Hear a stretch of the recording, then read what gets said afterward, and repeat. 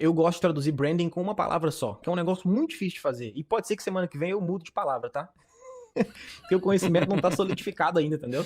Aham. Mas branding tem muito a ver com pertencimento, cara. Putz.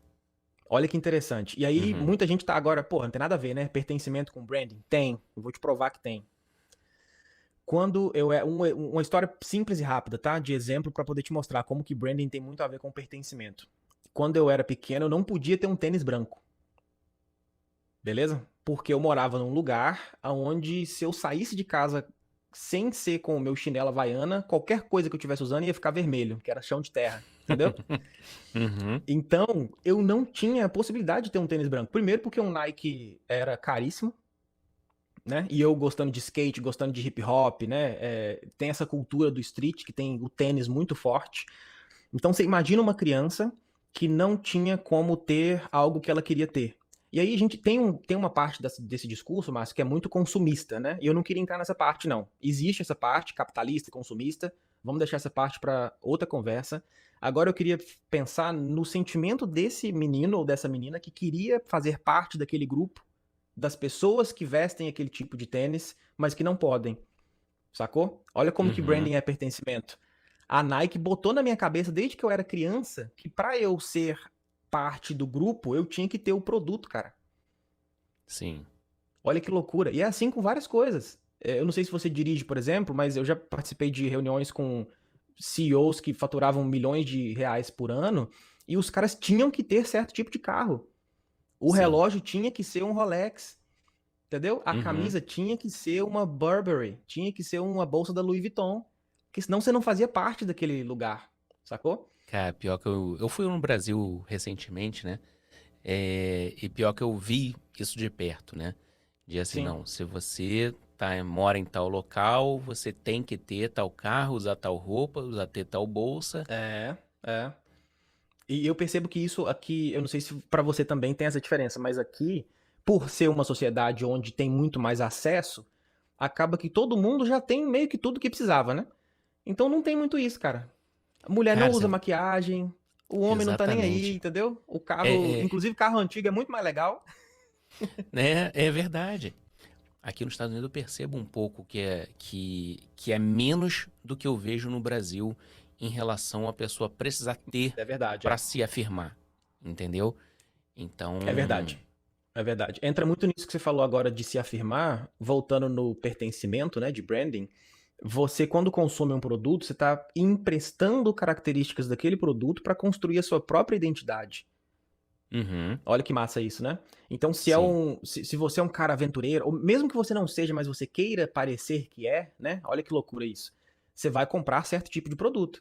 Eu quero pertencer àquela comunidade, então eu vou comprar, sei lá, uma Land Rover, que eu quero ser aventureiro. Ou então a Harley Davidson, que tá aí, né, com os homens de meia idade, que querem fazer parte de um bando, compra uma Harley Davidson, né? Aí você vai juntar no bando aí e vai pilotar o país afora. Mas isso é muito interessante, cara, isso que você falou. A percepção de precisar ou não parecer tá muito ligada à cultura, sem dúvida. E eu percebo que no Brasil a gente tem de fato isso muito latente. Aqui em Vancouver, no Canadá como um todo, em Vancouver especificamente, não tem tanto. E é o que você falou, nos Estados Unidos também não, né? verdade, verdade. Bom, vou voltar um Fechou. pouquinho pro assunto aqui, porque para muitas pessoas, e confesso que meses atrás, para mim ainda era muito confuso, né? Essa questão de branding versus identidade visual.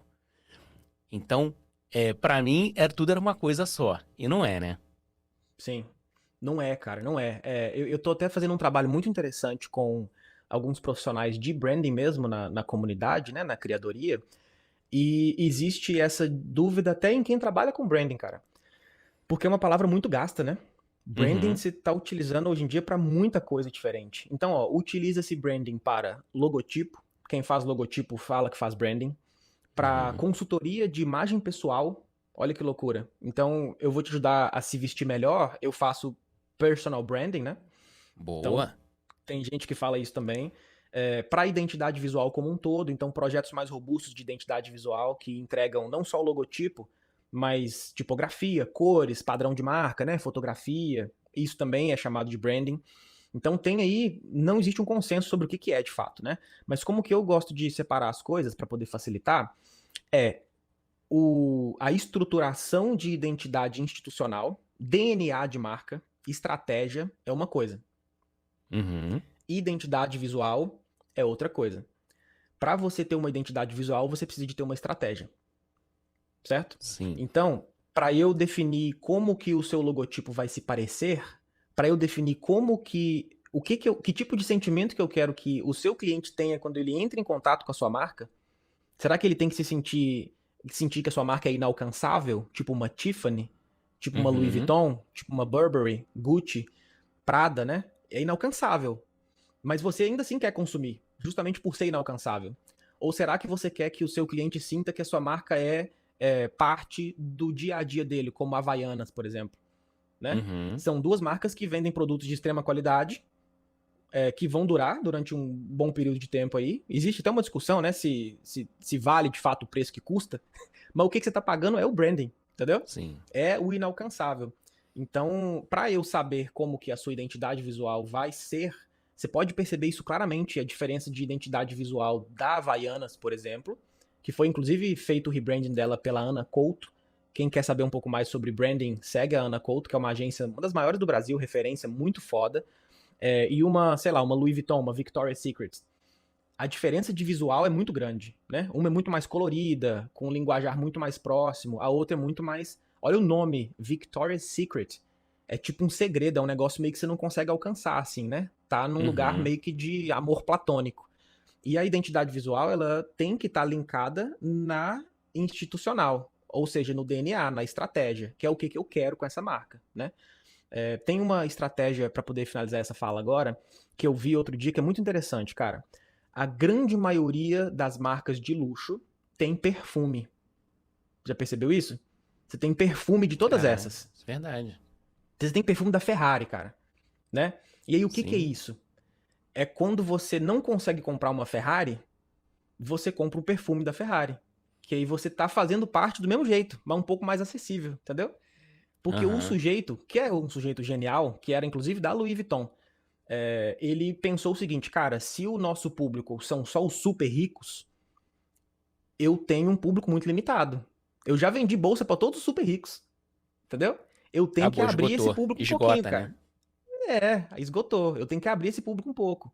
E aí o que ele fez? Vamos, ao invés de fazer só a bolsa, que custa muito caro, vamos fazer um chaveiro, vamos fazer um bracelete, vamos fazer uma carteira, né? Que é um negócio ainda caro, mas um pouco mais acessível para a classe média, por exemplo.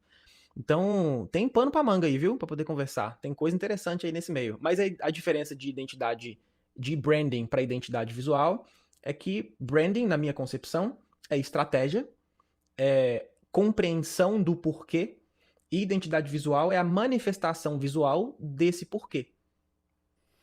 Tá. Então, eu posso dizer que, assim, a identidade visual, ela é um pouco do que é o mais concreto e o branding é o sentimento que essa identidade visual vai gerar na pessoa. Seria um pouco disso? Você pode dizer isso sim. No âmbito de quem tá observando de fora, né? Se o meu produto te fez sentir de uma forma, você só tá sentindo aquilo por causa do trabalho de branding que foi feito. Nada é aleatório, né? Tem muita grana Uhum. rolando nesse mundo e a galera investe pesado pra poder entender, poxa, que tipo de sentimento que o Márcio vai ter se ele tomar esse refrigerante um pouco menos doce? Será que ele vai se sentir mais saudável? Olha que loucura, né? E Uhum. aí eles vão diminuir o doce de um refrigerante que já existia e chama de H2O, por exemplo, que era o 7-Up. Não sei se você sabe dessa história. Não. E aí, Era pois é, mesmo? O não sei se mesmo você lembra produto? desse 7-Up. É o mesmo produto, cara. O que eles fizeram? Caraca. A galera Eu não caí gostava nessa. Vou te muito falar que eu do caí doce, nessa. Minha esposa mas comprava, não, comprar H2O, porque, pô, é água com gás com sabor. lógico, diminuíram o açúcar e venderam mais caro ainda. Então Caramba. é isso mesmo que você falou, cara. E você percebe que mudou a identidade visual do produto, né? Mudou o Total. nome, mudaram as cores, a forma de dizer. Até o nome H2O parece água, né? É para induzir que é saudável, né? É pra induzir que é saudável. E aí tem umas coisas que são meio mau caratismo, assim, quase. Porque se eu pego um produto que é muito calórico e diminuo 10% a quantidade de caloria dele, ele É continua muito light. calórico?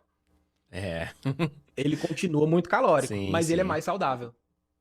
Porque ele tem um Uhum. pouco menos de caloria, né? Então você vai comer sei lá, um McDonald's mais saudável, é mais saudável do que o outro. Mas não é saudável, não. Entendeu? Uhum. Não, verdade, verdade.